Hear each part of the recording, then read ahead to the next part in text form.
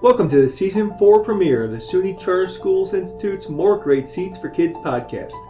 Over the past 3 seasons, we've explored a variety of topics, from the Autonomy for Accountability bargain that serves as the foundation for New York's charter law, to renewal, school evaluation visits, and spotlights in individual schools. This season, we intend to go even deeper into the policies and best practices that our strongest schools use to deliver on their mission to ensure more great seats for kids. But before we get to today's episode, I want to encourage you to subscribe to the show on iTunes, Spotify, wherever you get your podcasts, and leave us a review. This will help others in the educational space find us. And if you're on social, you can connect with us on our LinkedIn page. Just search SUNY Charter Schools Institute and join our community of educational influencers. We can also be found on Twitter. Our handle is @SUNYCharters. Find us, follow us, share our content, and of course, engage with us there. Finally, you can join our bi-monthly newsletter by visiting our website, newyorkcharters.org. All right, now on to the show.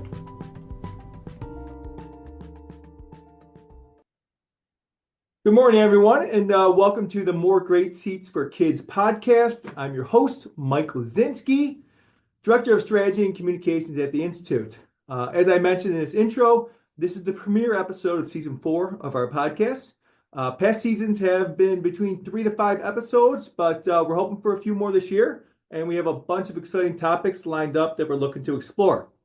That being said, though, really excited for today's ep. Our guest is Keegan Prue, the Institute's Managing Director for Strategy and Communications.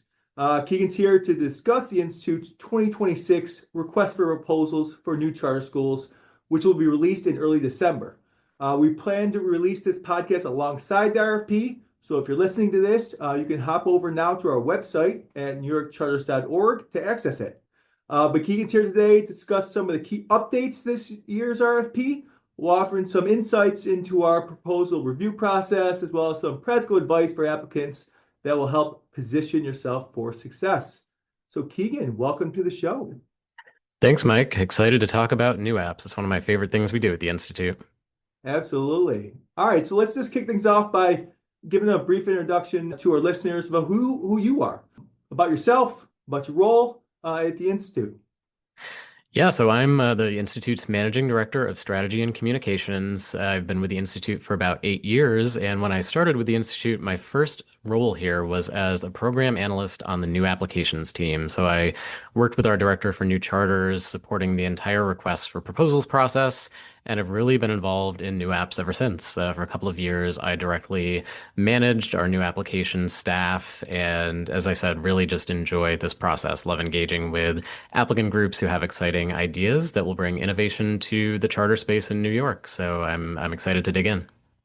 All right, so let's start with the 2026 RFP. There are a couple updates to the process. What's the why behind those updates? Sure. So let's go through each of these changes. And they're also articulated and kind of outlined in the RFP. So there's more content there if it's helpful for folks to take a look.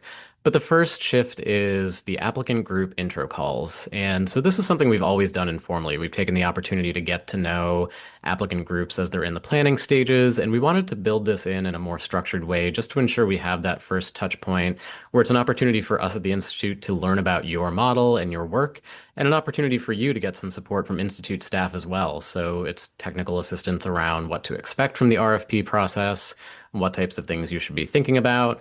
It's just always helpful to establish that relationship early, and we think it helps us get to know you and you get to know us and our expectations as well. So that's the first shift. And applicant groups should be looking to schedule those in December if you haven't done that already, if you're planning to come in for the 2026 RFP. So that's the first shift. The second shift, a little bit bigger, is the intent to apply package process. So we've always asked for an intent to apply form, but this year we're asking for an intent to apply package. And the purpose of this shift is to provide an earlier checkpoint in the process where applicant groups will get an opportunity to show off the work you've been doing, demonstrate your capacity in some of those meat and potatoes parts of the application, things like the academic program, your evidence of community outreach and demand, your draft budget, your board members. And it also is an additional point to get some feedback from the SUNY reviewing team earlier in the process. So for groups who make it through the intent to apply package and are invited to submit a full proposal, you'll receive some high-level comments to support your ongoing development because there will be a gap of time between submitting your intent to apply package and submitting the full proposal. Our hope is that additional feedback and support will help applicant groups who are invited to submit the full proposal to have a sense of what to be thinking about and refining during that period between submitting the intent to apply and the full proposal and business plan. And then for groups who are not invited to submit a full proposal, you'll also receive a written description of what parts of the RFP were not addressed in your intent to apply package. And the Institute team is always happy to engage in further discussion. So again, that'll give some additional support for groups who perhaps their intent to apply package didn't show a full level of readiness, but you'll have some takeaways to think about for perhaps a future application. The other purpose of the intent to apply package, and we would love to hear feedback on this from applicant groups as we go through the process, is we know that charter proposals in New York State are a huge undertaking. There's a lot that goes into them. It takes months, if not years of work. And so our hope is by having this initial submission with, again, an additional 2 months then between those groups being invited to submit a full application if they are invited before they submit that full application. We hope it'll create a little bit more equitable access given the heavy lift we know is required. So that's the intent to apply package. The third shift, a little bit less significant, but equally important, is budgets and CSP funds. And so the shift here is we're asking applicant groups if you are choosing to submit a startup budget that includes startup CSP funds, to also submit a second version of that budget that does not reflect CSP funds. And the purpose here is really to ensure that schools are enacting really conservative fiscal planning. Startup CSP funds that are administered by NYSED are a competitive process, so groups cannot assume they'll automatically be available. So this, along with the shifts everybody is very aware of right now in terms of demographic enrollment changes, led us to make sure we're just ensuring applicants have really prudent and conservative financial planning in place because we know that helps schools set off on the right foot. And the last change is just enhanced ask around community need, demand, and impact analysis. And again, this sort of speaks to the shifts in demographics and enrollment that everybody is very aware of right now. We want to demonstrate that there's an ongoing community engagement and clear, robust evidence of demand. We know this is really key for successful applications. And so the Institute really is looking for applicants to provide robust, data-based analysis to show that the community they want to serve is likely to be able to support the proposed enrollment, and evidence that your community engagement efforts have yielded a really robust number of families or caregivers who are interested in applying if approved. Again, this is because we know getting off on the right financial foot is critical for school success. So we're really looking to see that there's that core group who's going to be able to support the proposed enrollment that a school wants to enact. That's just incredibly important. It's foundational to a school. And so that's what we'll be looking for is really data-based analysis that might include census data, demographic trends. NYSED has some great data tools on their website that can support this, but that's the type of analysis we'll be looking for. Very great. I appreciate that because I was definitely my next question was going to be about what is compelling evidence when it comes to community demand. Sure. This is a really common question, and it's a great one from applicant groups. So in terms of evidence of demand, the strongest applications provide a really robust amount of evidence that shows there's specific commitment and demand from families interested in applying, with numbers robust enough to demonstrate that you're going to be likely to meet your proposed enrollment. So if you're proposing to, for example, open a school that's serving students in kindergarten and first grade with an enrollment of 150 students, a really strong presentation of evidence might be providing at least 150 signatures from families who have children who are going to be in those grade bands who are interested in applying to your specific school. Not just any school, not just supporting school choice, but saying, this is the school model, this is the school name, this is what it's sort of envisioning to do and its mission, and that folks are willing to sign on to say, we'd be interested in putting in an application to this specific school in this specific community. And of course, this is also bolstered by other evidence, which we'll consider that might be other sort of more general signatures of support from community members and leaders, letters of support, and so forth. But again, the strongest evidence really shows that there is that core group of families, caregivers, who are interested in applying to your specific school with a likelihood of meeting your proposed enrollment. Appreciate that. Thank you. You've obviously been involved in the new apps process for several years now. In SUNY's experience, what are some of the key through lines or characteristics of proposals that are ultimately recommended for approval? And conversely, what are some of the most common growth areas for proposals that do not advance in the process?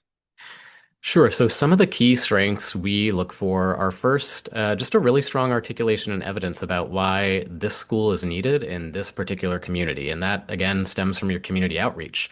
We're looking not to just sort of see general trends, but specifics around what you've learned from the community through your engagement process and how that's informed your school model. And one thing I should clarify is we don't necessarily expect applicants to incorporate all feedback from the community. That's up to you. That's your choice as the applicant group. But what we do expect to see is a really clear explanation of what you learned as you were engaging with community members, what you incorporated, what you're not incorporating, and why for each of those. We understand there's different school models. It ultimately has to be up to the applicant group, but we're really looking for that explanation of what you've learned and why you believe this type of school is right for this community that you hope to serve. So that's the first thing is that strong articulation and evidence about why this school in this community.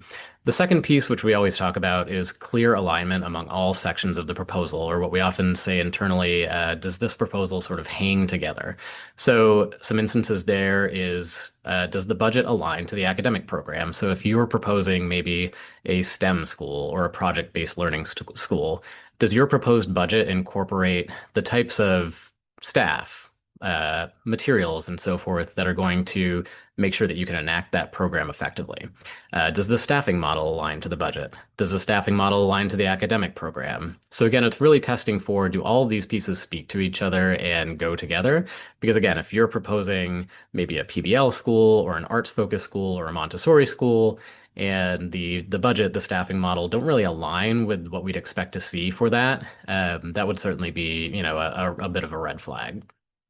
So the third piece then I'd speak to is just robust evidence of demand from community and especially prospective families. This goes back to the question you just asked. We really look to see a strong presentation here of concrete signatures, petitions, interest forms, et cetera, that show that specific support both from community members and specific evidence that there are families and caregivers with students who would consider applying if approved. So those are sort of the key strengths we're looking for. There's certainly other things, but those are some top of mind. And then in terms of growth areas that we commonly see in proposals, certainly the converse of the above, right? If there's a vague description of need or a vague description of why this particular school model fits with the community's aspirations, that would be something we'd want to see more specific answers on. Lack of alignment across sections, again, proposing maybe an art school or a Montessori school, and then other sections like the organizational chart, budget, et cetera, don't align with that model. That certainly would be cause for concern. Lack of specific evidence of demand. Again, everybody knows there are certainly more challenges in terms of demographics and enrollment. So looking to see that you're going to be able to meet that enrollment to set off on the right sort of fiscal standing to be in a strong position for opening. And then a couple more I would just add on in terms of growth areas. I think first is making sure that there's a board, a proposed founding board where individuals are really invested and understand their governance function. Having a really strong startup board is obviously critically important, and the strongest applicants bring that to the table, right? When we're maybe in a capacity interview or or meeting those proposed board members, it's clear that those folks are invested, really understand the mission, and understand how their role as board members is to really hold the school leader accountable, support the school leader, and enact that oversight function. The other growth area I would just quickly speak to is um, the strongest applications don't just explain what they're going to do, but really speak to the how. So, for instance, if a school is planning to implement a really well-regarded curriculum that's standards aligned, research-based, et cetera, say something like illustrative math, that's a strong choice on its own. But what we're really going to be looking to see is, does the application describe the systems and structures that would help leaders and teachers implement that curriculum with integrity? Because we know it's one thing to have a really strong curriculum or social emotional learning program, but it's another thing to be able to implement that really well. So we're looking to see what are the systems and structures described within the proposal that would help make sure those are implemented at a really high level with integrity to what the intent of those curricula are. It's very similar with features like STEAM or PBL or CTE or arts programming. Really strong applications explain how these features would show up across the academic program versus less strong applications where we might see these types of features kind of minimally developed or invoked more as buzzwords. It becomes pretty clear quickly if this is sort of an authentic, STEM or PBL or CTE school, or is this sort of just the buzzword of the moment where other pieces of the application don't really speak to that element. That makes a lot of sense. Thank you. It definitely brings some clarity to the process for applicants. I want to shift gears for a second. So, if an applicant group got the opportunity to switch seats with the institute for a day and see the behind the scenes of the app review process, what's something that might surprise them? Yeah, so I think something that might be surprising for applicants is just the rigor of the process and the diversity of perspectives that we have the benefit of bringing into our analysis. We know that starting a school is a really complex undertaking. Schools are incredibly complex organizations. And so every application we read gets a really rigorous analysis from the academic perspective, for fiscal viability, operational viability, legal compliance, and governance. And that means when we conduct a proposal review analysis meeting, we often have a dozen or more individuals with deep expertise in different areas of running effective schools providing their analysis. And this includes individuals who have worked in, run, and advised countless charter schools both in New York and across the country. And those discussions are always both a great learning opportunity, but also, I think, it sort of express the very best in charter authorization, which is that we're bringing these diverse perspectives together in service of really ensuring that we're only advancing the strongest applications that are likely to result in increased opportunity for students across New York State. So that obviously means our process is extremely rigorous, probably no surprise to anybody. Over more than 500 applications SUNY's reviewed in our history. The first time approval rate for first time applicants is less than 20%. So that's a pretty high bar.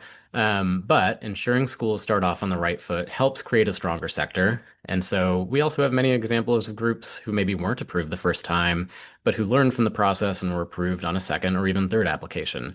So I think that would be maybe a surprising or just interesting peek behind the curtain, is just the depth of analysis we do and the really diverse range of perspectives we're fortunate to be able to bring to bear in doing that analysis of each application we receive at SUNY. Right. So, really appreciate it. Finally, last question.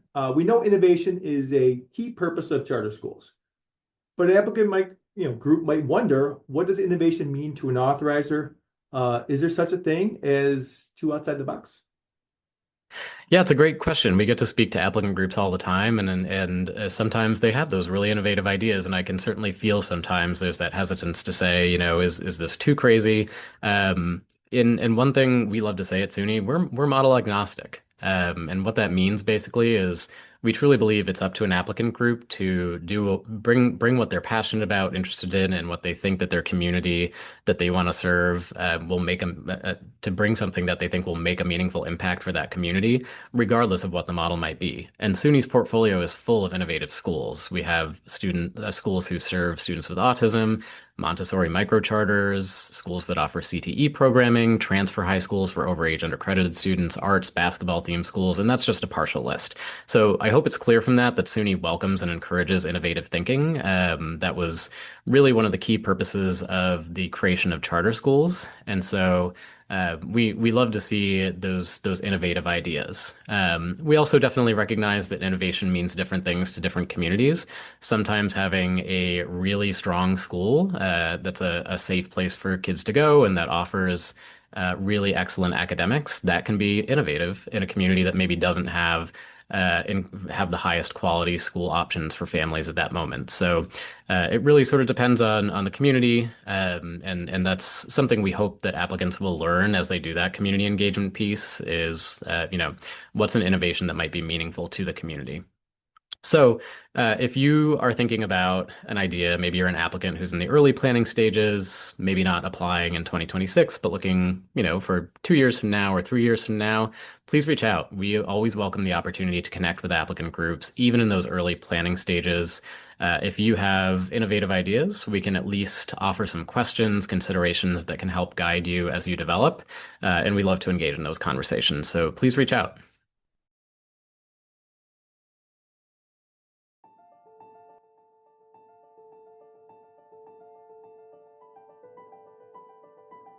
Well, that's it for today's show.